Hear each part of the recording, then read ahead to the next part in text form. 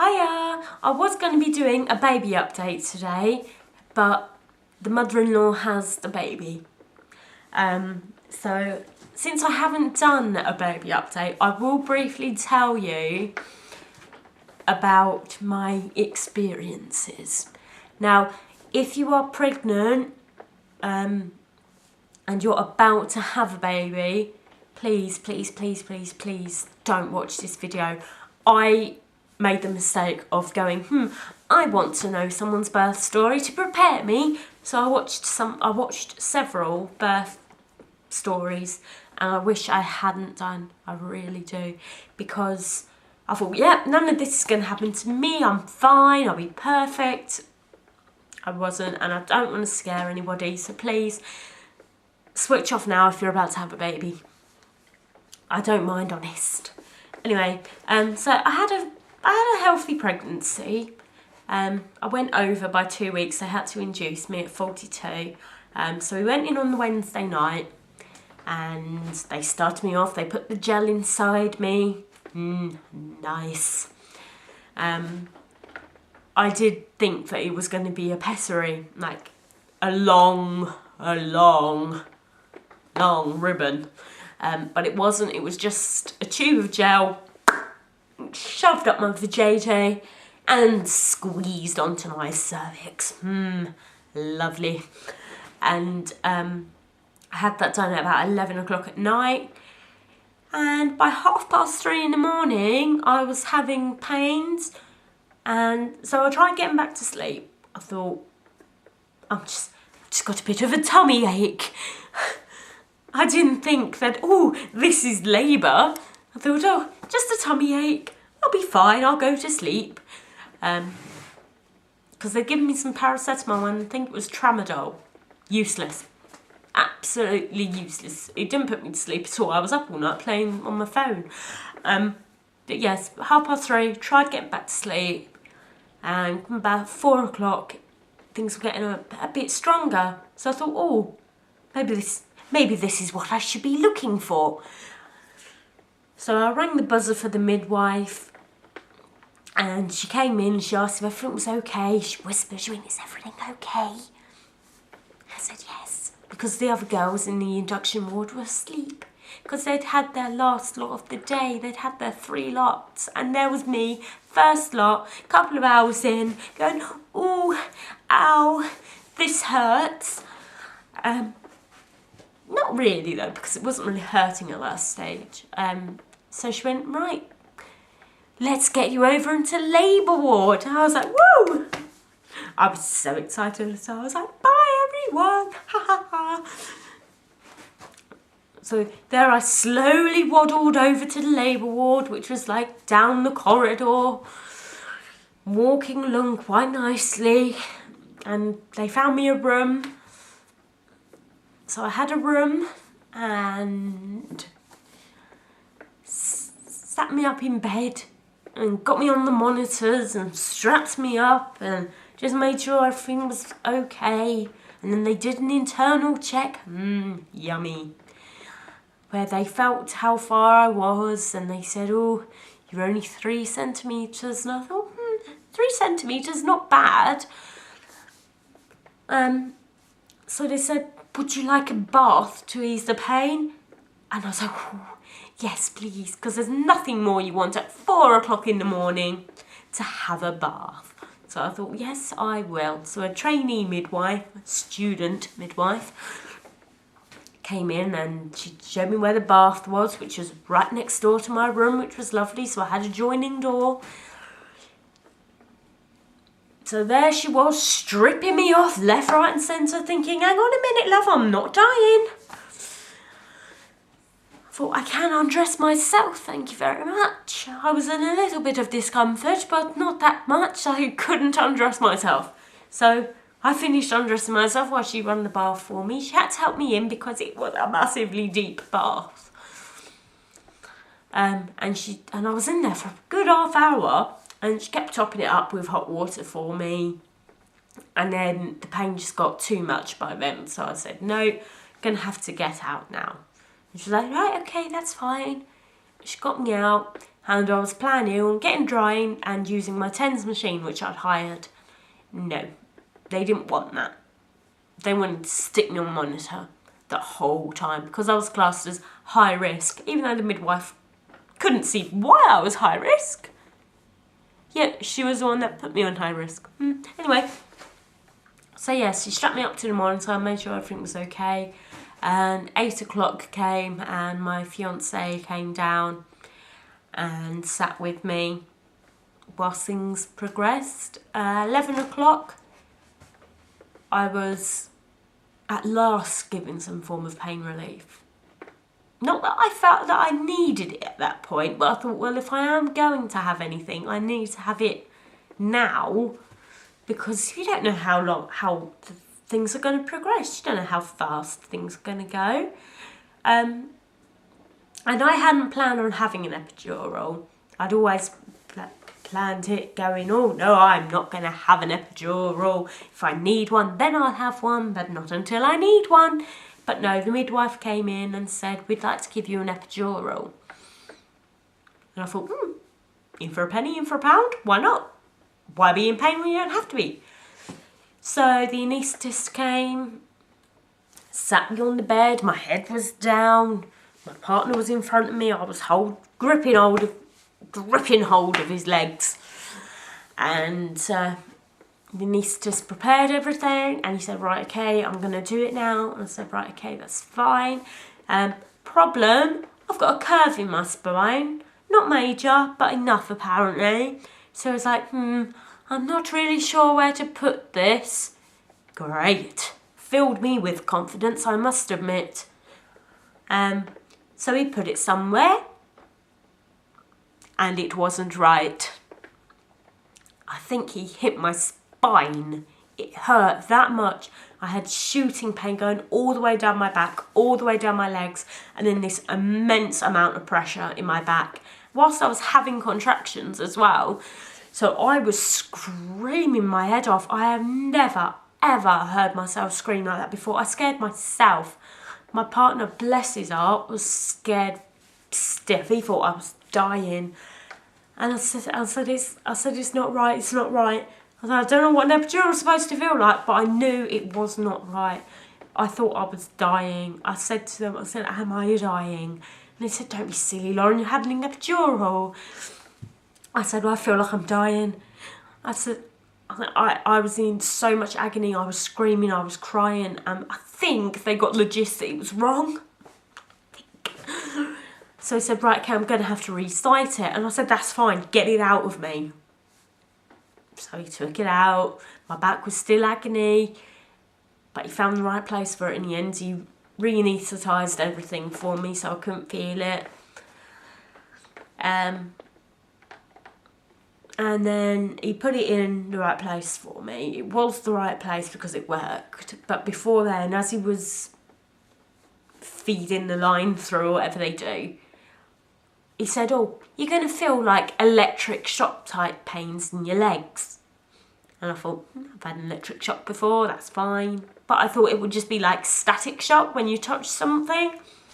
No, it was a proper bolt-like pain going all the way down my left leg. And every time it happened, it was just flicking. And I had no clue when it was going to happen.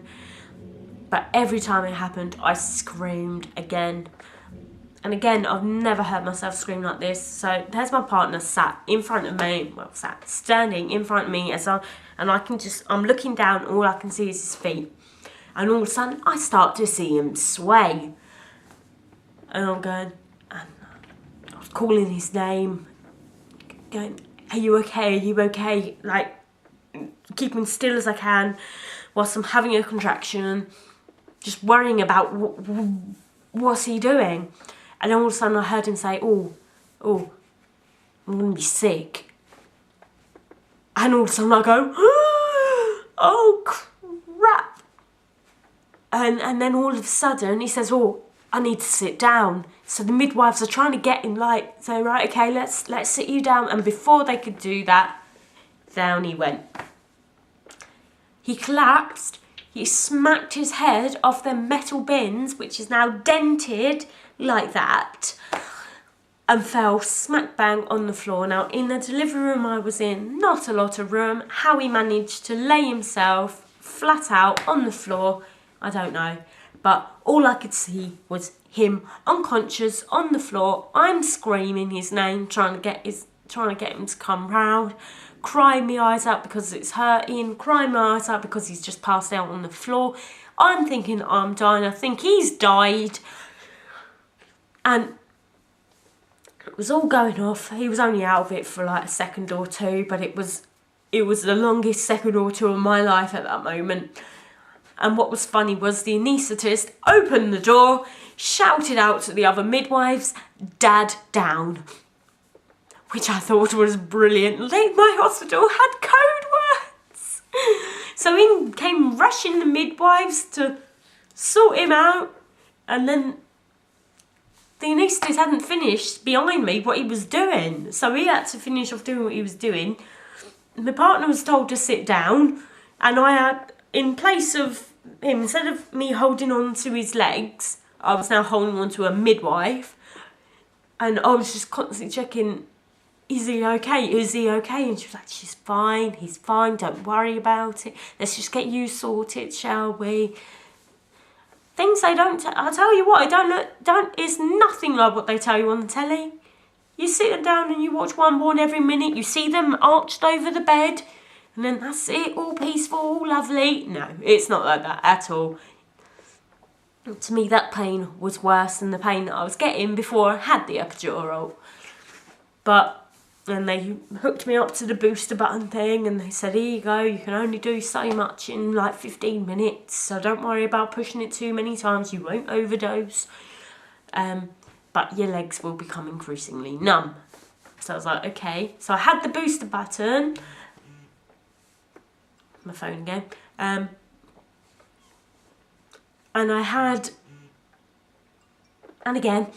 Anyway, so I had the booster button in my hand for a good 20 minutes before I actually pushed the button.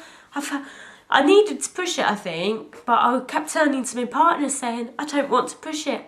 I said, I'm scared that I'm going to get that pain every time. But apparently I wasn't going to get it. I had the anaesthetist come back in to check that everything was okay, and I said to him, look, I haven't pushed the button yet because I'm scared. I'm scared that I'm going to get that pain every time. And he said, no, you won't. He said, you won't feel a thing. He said, try it now whilst I'm in the room with you. So I thought, fair enough. Can't argue with that. I thought if anything does happen, I can tell him about it and say that he was wrong. So I thought, gonna do this. Pushed the button.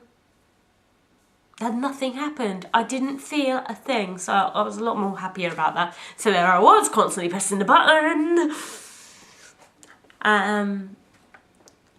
By about 5 o'clock, my partner started feeling sick. Probably due to him falling down. So I was telling him he's got to go to A&E, he's got to get it checked out. He could have done himself some serious damage. I mean, smacking that metal bin like that, he went down with a hell of a thud. It scared the life out of me. Taking my breath away now just thinking about it. So yeah, I did that. No. He went off to A&E, he called his mum, because I didn't want to be on my own. So he went off to A&E. I was waiting for his mum to come down. I was crying my eyes out, not because of the pain or anything like that, because it wasn't painful. Now that I did the epidural, it was quite nice. Just knowing when the contractions were coming, that was all I was doing. So yeah, I was crying my eyes out. My mother-in-law came in about 10 minutes later, and she thought I was crying because of the pain. I wasn't. I was crying because her son wasn't there. And I was really scared that he was going to miss it. I was really scared he was going to miss it. So I had his mum there, wiping my brow with my cold flannel, which, a lot of people, they go, if you touch me. I was like, no. I was getting her to actually drain water down my face. I was that uncomfortable. And by this point, I'd started getting that pressure feeling. And I was starting to scream a little bit. Not much. Just sort of, ooh, that sort of pains, sounds to them pains. And I was going at the button like the clappers, and I couldn't feel my legs. I could still just about lift them, but I couldn't feel them. They felt really heavy, and I didn't like it. So I called the midwife in, and I said, look, I don't like this epidural thing anymore. It's not working. It's not doing what I need it to do. I need something just to distract me. And she was like, oh, have you thought about gas and air? And I was like, yes, I have. But I didn't want to use it too early on. So I was like, yeah, okay. I said, how much longer do you think I've got? And she went, well, when was the last time you were checked? And I said, not since God knows what time this morning, before I had the epidural. And she was like, oh, okay, we'll check you. And she went, about 6 centimetres. I thought, oh God, this is taking forever. But she said, but now that you're over that mark, she said it could go pretty rapidly. I said, give me the gas and air. So I had a good hour or so on the gas and air, and it was great. By then my partner had come back. He had concussion. And my mother-in-law had left us for a bit. She'd gone outside for a cigarette. And apparently, when I was on the gas and air, I thought we were on holiday. Or going on holiday. And I said, oh, are we there yet? And my partner was like, what? I said, we're going on holiday. No, we're not. We're having a baby. And I was like, oh. And then I was about halfway through having the gas and air. I was taking it in nice and deep, as you do. As I was talking, it was making, I sounded like I was talking in slow motion. I was like, whoa. That's how it sounded like. I was talking normally, apparently, but I was pissed. Basically, I felt pissed. It was making my jaw go numb, which is what happens when I get pissed. I couldn't feel my arms. It was a great feeling. And then they came in and checked me again and went, oh, because the pressure was getting so much now. And so she checked me and she went, oh, you're nearly done. She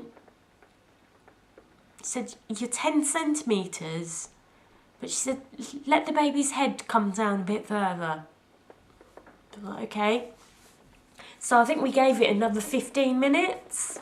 By that point, I said, I feel like I need to push. And that's so mad because I always said to myself, I'm never going to know when to push.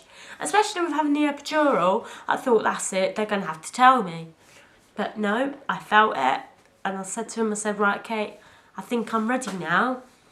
So again, they checked me and they went, yep, okay, you're done. Oh, I forgot to mention that I did have my waters broken, which was funny because I didn't like it. I kept making them change my bed. So anyway, back onto the story. They came in, checked me. Again. And they said, yep, I can feel the head is literally there. So I was like, oh, lovely. So there I was. They whipped my legs up into the stirrups. Nice. Because I weren't holding my legs up.